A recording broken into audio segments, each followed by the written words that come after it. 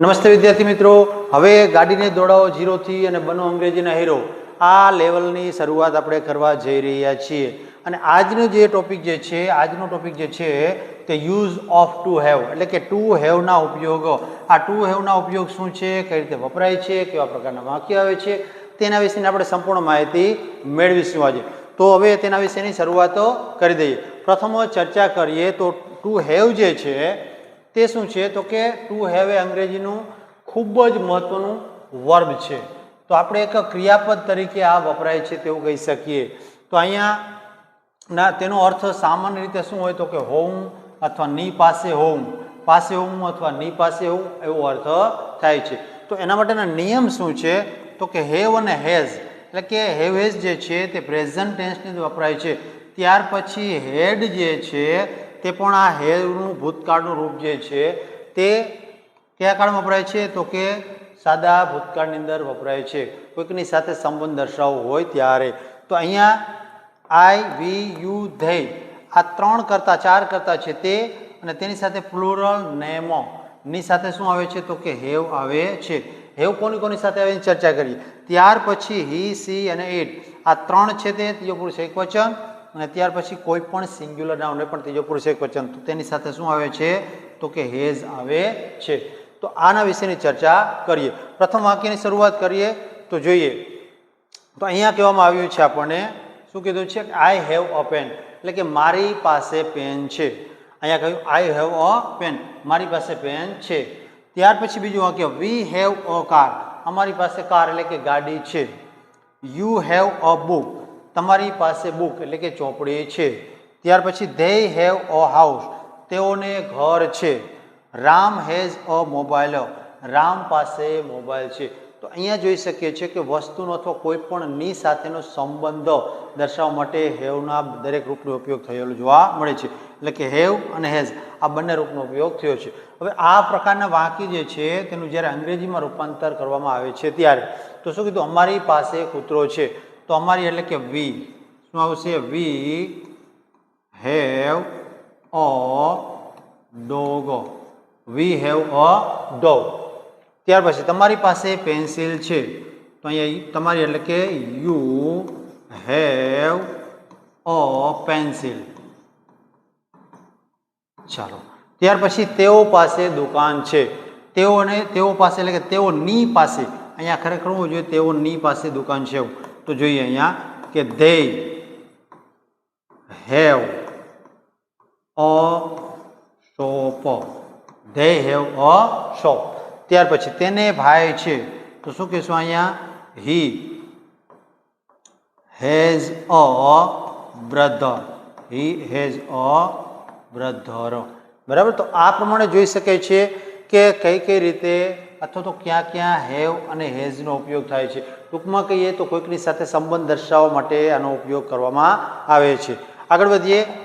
ત્યાર પછીના નેગેટિવ સેન્ટેન્સની ચર્ચા કરીએ તો નેગેટિવ સેન્ટેન્સ જે છે તો I do not have a friend, મારે મિત્ર નથી. આ પ્રમાણે નકારાત્મક ભાવ દર્શાવો હોય ત્યારે. પછી we do not have money, અમારી પાસે રૂપિયા એટલે કે પૈસા નથી. He does not have bike, તેઓની પાસે બાઇક નથી. She does not have a purse, તેણીની પાસે પર્સ એટલે કે પાકીટ નથી. તો અહીંયા જોઈ શકીએ છીએ કે નકાર વાક્ય જ્યારે આવે છે ત્યારે ડુ ડઝ જે છે તેની સાથે હેવ અને હેઝ કઈ રીતે વપરાય છે. આગળ વધ્યાથી હવે મારા 2 મિત્રો નથી.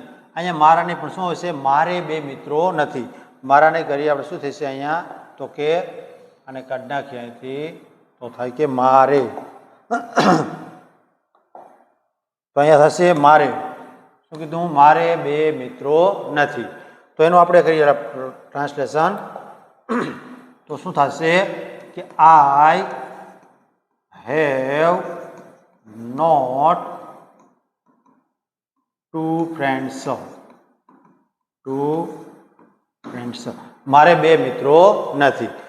ત્યાર પછી બીજા નંબરની ચર્ચા કરીએ તો અહીંયા શું થશે કે તેમને શિક્ષક છે. તેમને એટલે કે હી, તો શું આવશે અહીંયા, he has a teacher, he has a teacher. આ પ્રમાણે ત્યાર પછી તેમને 2 બાળકો છે, તો તેમને એટલે કે he has 2 children. He has 2 children. તેમની પાસે ઘડિયાળ નથી. તો શું કહીશું? તેમની પણ તેની એટલે શું કહીશું? He does not have watch. શું આવશે? He does not have watch. બરાબર. ત્યારબાદ હવે પછી સિમ્પલ બીજા સેન્ટેન્સ છે તેની ચર્ચા કરીએ. તો અહીંયા નેગેટિવ સેન્ટેન્સ છે, નકાર વાક્યો, તેની વાત છે. Do you have. હવે પછીની ચર્ચા જે છે તે કેવા છે? તો કે ઇન્ટ્રોગેટિવ એટલે કે પ્રશ્નાર્થ વાક્ય, તેની ચર્ચા કરીએ. તો પ્રશ્નાર્થ વાક્ય જે છે અંદર do you have a cat. શું તમારી પાસે બિલાડી છે? આ રીતે. Do they have a computer. શું તેઓની પાસે કોમ્પ્યુટર છે? પછી does she have a good doll. શું તેની પાસે એક સારી ઢીંગલી છે? પછી does she have a cow. શું તેને એક ગાય છે? આ પ્રમાણેના વાક્ય જે છે તે જોઈએ તો પ્રશ્નાર્થ વાક્ય અંદર રૂપાંતર કરેલા જોવા મળે છે. ચાલો ત્યાર પછી મિત્રો હવે જે ચર્ચા કરવાની છે તેની ચર્ચા કરીએ તો હેડ. તો હેડ જે છે તે ભૂતકાળ સૂચક શબ્દ તરીકે વપરાય છે. સાદા ભૂતકાળમાં જ્યારે કોઈકની સાથે સંબંધ દર્શાવવો હોય તો ત્યારે હેવનું હેડ સ્વરૂપ વપરાય છે. તો પ્રથમ ચર્ચા કરીએ તો તેની અંદર પ્રથમ વાક્ય શું કીધું છે? આઈ હેડ અ કંપાસ બોક્સ. મારી પાસે કંપાસ બોક્સ હતો. ત્યારબાદ વી હેડ અ કી. અમારી પાસે એક ચાવી હતી. હી હેડ અ કાઇટ. તેની પાસે એક કાઇટ એટલે કે પતંગ હતી. She had a nice shoes. તેની પાસે સી હેડ નાઇસ શૂઝ. તેણીની પાસે સરસ શૂઝ બૂટ હતા. આ પ્રમાણે. ત્યાર પછી આ જ પ્રકારના વાક્ય જે છે તે બધા જ વાક્યને મિક્સની અંદર લઈએ અને તેની ચર્ચા કરીએ તો ગુજરાતીમાંથી અંગ્રેજીમાં કઈ રીતે રૂપાંતર સાહિત્ય જે જોઈએ. રામ પાસે મોબાઈલ છે. તો અહીંયા શું કહીશું? કે રામ હેઝ અ મોબાઈલ. બરાબર. ત્યાર પછી સીતા પાસે બેગ નથી. તો અહીંયા થઈ છે સીતા. પછી શું આવશે? Does not. અને એની પાસે એટલે have. Sita does not have a bag. ત્યારબાદ મારી પાસે 2 મિત્રો હતા. તો અહીંયા ફરી વખત હતા એવું ચર્ચા કરવામાં આવી છે. શું કહીશું આપણે? કે મારી એટલે કે આઈ. અહીંયા આવે છે હેડ. આઈ હેડ 2 ફ્રેન્ડ્સ. 2 ફ્રેન્ડ્સ.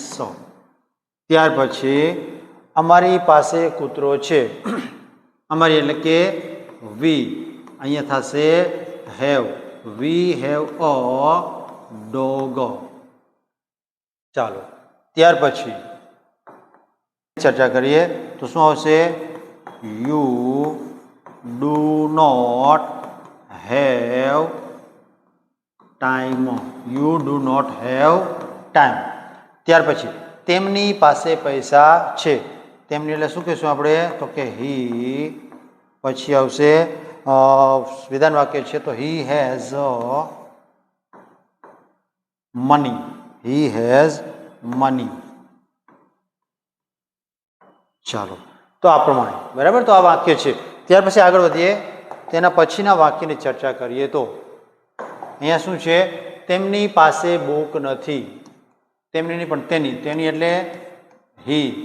તો અહીંયા શું આવશે? He does not have book. ચાલો. તેણીની પાસે લાલ પેન છે. તેણી એટલે કે સી લઈશું આપણે. She has a red pen. She has a red pen. પછી રવિ પાસે સાયકલ હતી.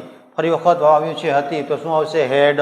તો આપણે કહીએ રવિ હેડ અ સાયકલ. રવિ હેડ અ સાયકલ.